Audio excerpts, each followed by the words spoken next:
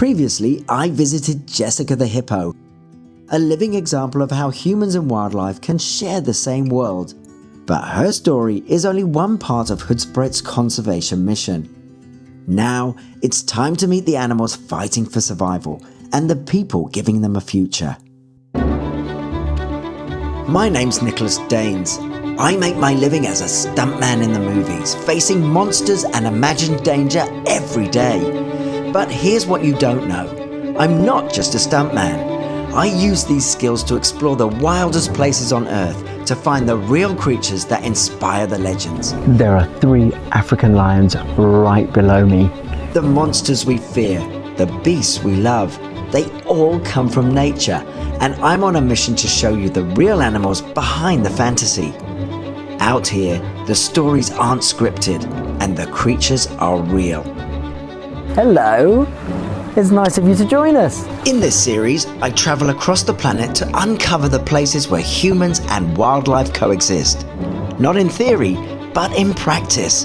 That was the most incredible experience of my life. Each destination tells its own story of survival, of the people who dedicate their lives to protecting our planet's most extraordinary animals. Together, we'll discover what it takes to keep the wild alive in a world that's constantly shrinking, where every day is a battle for balance, and every encounter is a reminder that the wild still has a voice. So come with me.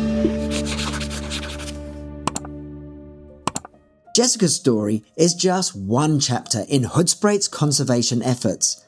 A few kilometers from here, another team is fighting to protect Africa's most endangered predators. Many of the movies that I've made have animal themes, and I see myself as a bit of a modern-day Tarzan. So I've come to the Hoedspruit Endangered Species Centre to really reach out to my friends, the animals, and learn more about these fantastic beasts and the endangered species that are fighting for survival every single day. A few kilometers from Jessica's River lies the Hoedspruit Endangered Species Centre, a sanctuary dedicated to protecting Africa's most vulnerable wildlife. Here I'll be spending the day with Lindri, the head curator, and Antointette, the assistant animal curator, as they show me what it takes to care for some of Africa's rarest and most remarkable species. So I'm jumping straight in and getting hands-on with my guide, Antointette, and we're hitting the ground running, literally, with the fastest animal on Earth, the cheetah. So we're off to feed them, and I can't wait. It's so exciting. These are King Cheetahs, a rare colour variation of the African cheetah. Unlike the familiar spotted coat, their fur carries bold black stripes and a marbled pattern across the back, all caused by a single recessive gene. Genetically, they're identical to ordinary cheetahs, only their coat sets them apart, a natural masterpiece written in their DNA. Okay, let's go. We've got some hungry cheetahs. Yeah. Yes. Alrighty. Then we can go out and then we call them. So these are youngsters that have been recently moved into this enclosure. They are about 1 year old. So you'll see they are a bit skittish now because they've never had a different vehicle here when they're being fed, so they don't really understand it. The king cheetah are so distinctive, and I don't think I've ever seen one up close like this. And it really is a wow factor with the coloration on its fur.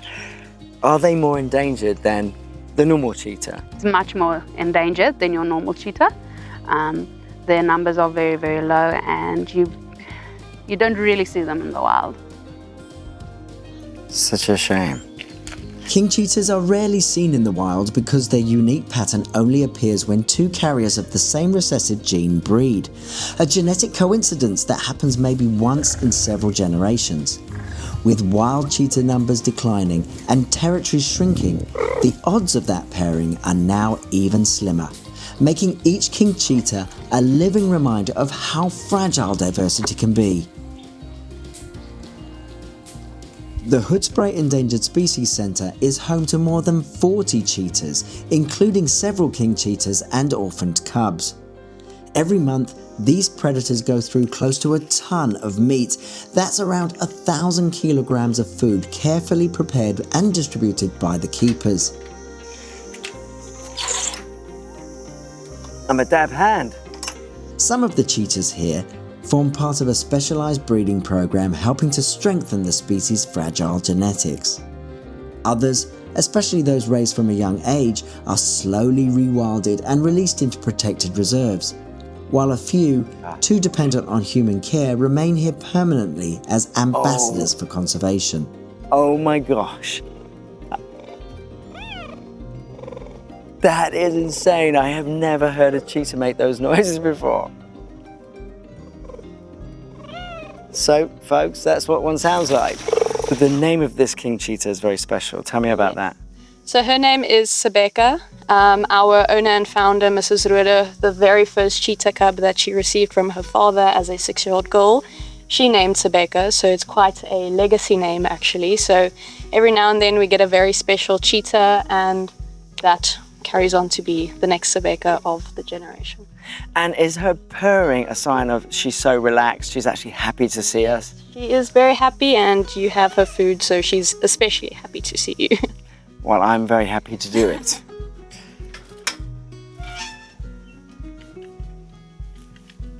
Come on, Sebeka. Come on.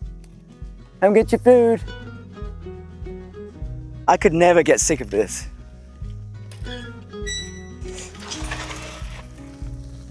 In superhero movies, animals are often given exaggerated traits: speed, beauty, fierce power, unstoppable force. I've seen it firsthand, performing stunts on films like Wonder Woman 1984, where the cheetah becomes something almost superhuman. But the real cheetah tells a different story. Built for speed, yes, but also fragile, cautious, and incredibly sensitive. In the wild, cheetahs aren't symbols of domination. They're reminders that true power doesn't come from force, but from balance. What are the signs that show a cheetah is either hunting or showing aggressive behavior? What's the difference? With the aggression, we've noticed with working with the animals hand on hand, obviously, they are like your normal house cats. So they hiss and they spit and they growl and they make this bow or arch shape with their backs to try and enlarge themselves. Oh, is that a sign of aggression? Yes. Oh dear. They're very keen for their breakfast. Yes. So, yeah. Whoa! And if a cheetah were to charge at you in an aggressive way, what would be your tip to survive that? So the first thing you can do is you can grab the nearest object, like a large branch or a stick or something that's close by, and then you basically just use that as a distance holder between you and the animal. But it is not very typical that cheetahs attack in the wild. It's never happened before that cheetahs have attacked humans in the wild. They usually go about their own business. They don't only have cheetahs here at the Hoedspruit Endangered Species Centre. The centre is home to a range of endangered species, each with their own story of survival and the people working to protect them. Like the African wild dog, built for speed, teamwork and trust. Fewer than 5,000 remain, their survival tied to cooperation. Are these all related? Yes. No. Yes. Yes, they are. And they were all rescued or they were born in captivity? So they were born in captivity and they were given to us for educational purposes. We had to sterilize the female, so these are 2 males, and the one with the more white is the female. So we had to sterilize her just so that they don't have any interbreeding. So this is their form of communication when they're hunting. They will make these different vocalizations of squeaks, and that's how they tell each other, okay, you go to the back, you flank to the front, you flank to the back, and that's how we're gonna catch our prey. They also have incredible stamina. They can do this for hours on end. while they're hunting, lions and leopards and other predators can hear these squeaks and sounds, so they know that the wild dogs are hunting, and they try to stay as quiet as possible so that their food does not get stolen. Playful, loyal, and endangered, the wild dog is proof that family means survival. All right. Oh my God. Are you ready? This is revolting. But anyway, this is nature. Let's get on with it. Go. And ready, guys?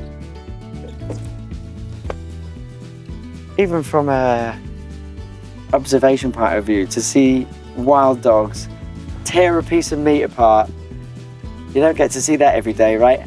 And I noticed that one of them marked its territory on the meat. Yes, it's marking the meat.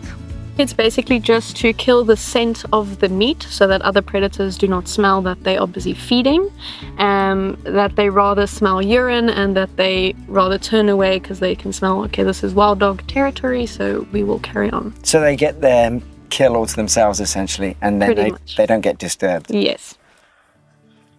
On the move again, busy day, but it's time to crash. But I don't mean go to sleep, I mean a crash of rhinos. There are 6 rhinos here, and we're off to feed them. The Hoedspruit Endangered Species Centre has raised and released dozens of orphaned rhinos, victims of poaching who now roam protected reserves. Every litre of milk, every night watch is an act of defiance against extinction. You can just sit on the car. Okay. There you go. I can't believe this is happening. I am feeding a baby rhino. Angie was an orphan and she has to be fed every 3 hours. You are beautiful. Thank you, Angie. Thank you so much. I got to meet Esme too. Hello, Esme. Hello. I mean no harm. I come in peace. This beats any safari experience I've had so far in my life. In movies, animals like this are often cast as villains, unstoppable forces of destruction. I should know, I've faced them on the screen, even taking a blow dart to the neck in Craven the Hunter. But here in the real world, there's nothing villainous about a rhino. They're gentle, curious creatures, more interested in milk and mud than conflict. The real danger isn't them, it's the world we've created around them. If you are lucky enough to come about a rhino in the wild, I feel like you should just take the opportunity to appreciate this magnificent creature. From a safe distance though? Obviously from a safe distance, yes. And how would you recognize if they are getting agitated and perhaps showing aggressive if you do get too close?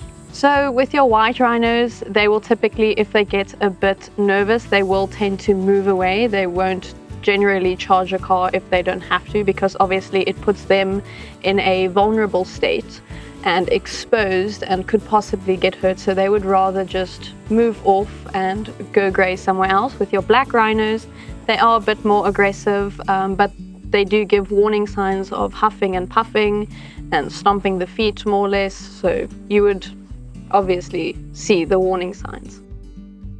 Is poaching a big problem in the area still? And do you dehorn your rhinos? Yes, unfortunately, I think poaching will always be a problem. If you have rhinos on your reserve or in your care, it could be a problem. You know, it's always a possibility that it could happen to you. We are very, very fortunate with an anti-poaching unit that is on the neighboring farm that also includes us into their program, which helps quite a lot. They are very strict as well. They are strict with any drone footages or anything like that, just for that extra safety precaution. Our rhino calves that we have in our care, we do dehorn them. That is just an extra safety precaution, just for your curator team that stays with the rhinos 24/7, especially with a new calf that arrives.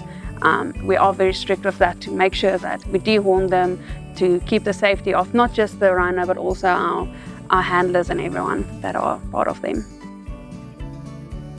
So now it's time to feed the southern ground hornbill Gumpy. Yes. Ready, go.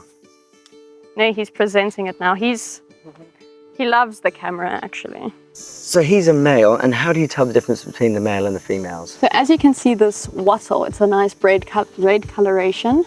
With the females, they have more of a bluish color here by the cheeks. The males are a nice red color. He was actually hand raised by humans because southern ground hornbills only lay 2 eggs in the span of 6 to 8 years. They do not raise 2 chicks at the same time because they raise them for 8 years. That's like shoebill storks? Yes.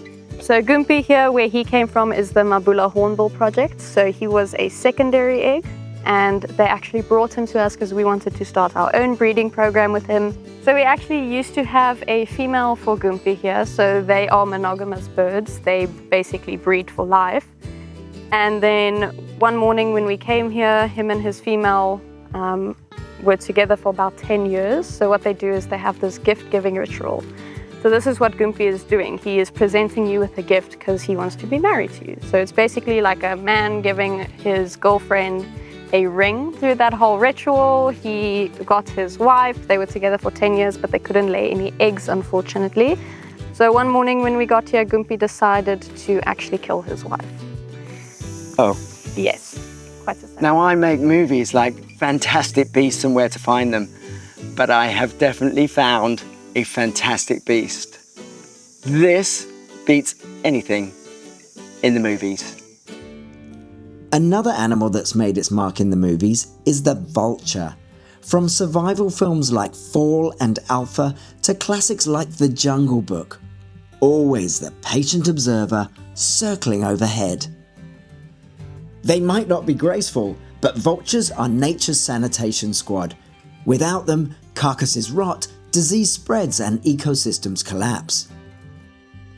Welcome to the vultures' dinner party. There are flies everywhere. The meat's been put out for them and it's just incredible to watch. I've never seen so many marabou storks in one place and so many vultures. So tell me, what kind of vultures have we got here? So typically we have our white-backed vultures, Cape vultures and hooded vultures that are most commonly here. But from time to time we get our lappet-faced vultures, which is the biggest vulture species. It's quite nice to see them as well sometimes. Seeing them come in was just amazing with those wings. I mean, it reminds me of Maleficent doing that movie and the wings that Angelina Jolie's character has. Carcasses everywhere, ripping everything to shreds. Nothing goes to waste, that's the best thing. And these scavengers are just such a vital part of the ecosystem.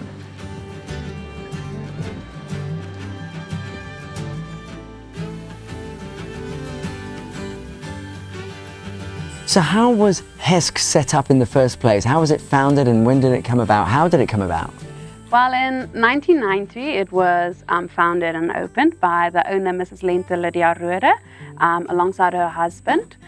So she was, when she was a very young girl, she was living on one of the properties close by, actually, with her parents. And her father found a cheetah cub on their farm, which he then gave to her to raise. This cheetah cub, she named him Sebeka. She founded her love for cheetahs there, then and there, straight away. And from there, the whole center opened up. She was contacted by the veterinarian Peter Rogers, who needed some assistance with a rhino calf that needed a home. And that's how she decided to open up a bit more, not just focus on cheetahs, but then any other species that need her help and assistance to rehabilitate and get back into the wild. So tell me, Lindri, how is this place funded? How do you keep it going? So our funding is mostly from, we have a wildlife conservation trust. That is a trust that was created to help carry the cost for the animals at HESC. So all our donations and everything will go in there.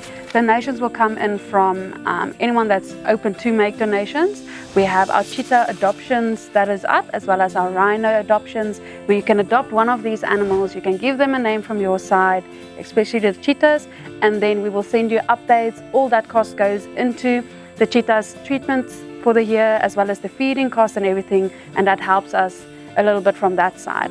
Other than that, we do have daily tours going out, which also helps to get that money into the project. The guests have a chance to see all our beautiful animals we have and the work we do here, as well as spending some extra money in our curio shop where we have some souvenirs, or then our deli if they get hungry or something like that. All of those costs also goes into taking care of the animals at HESC. Do you have a volunteer scheme here at all? Yes, we do have a volunteer or student program, as we also call it, our wildlife conservation experience, where we run a 3-week program. You can come a little bit shorter if you'd like, but we recommend to do the whole 3 weeks. It's just part of the experience. Please come visit us. We'd love to show you our place. It has been the most amazing day today, I cannot tell you. It was so exciting. From cheetahs to vultures, rhinos to wild dogs, every creature here tells the same story. When humans choose respect over dominance, the wild finds a way to survive. And in Hoedspruit, the heartbeat of coexistence still echoes through the bush.